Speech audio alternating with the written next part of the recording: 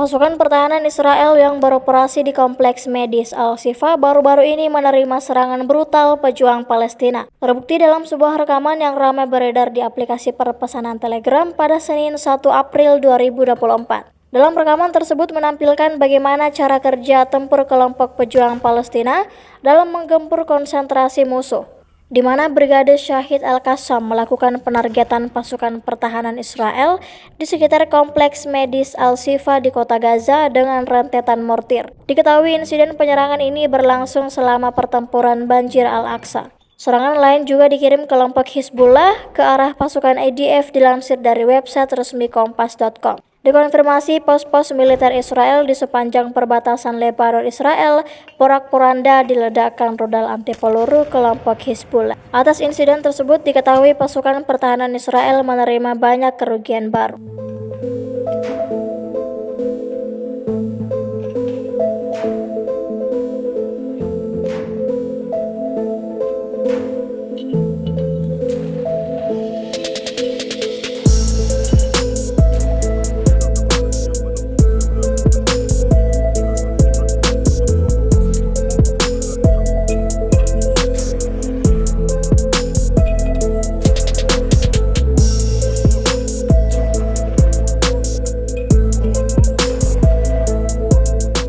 Download Tribun X sekarang, menghadirkan lokal menjadi Indonesia.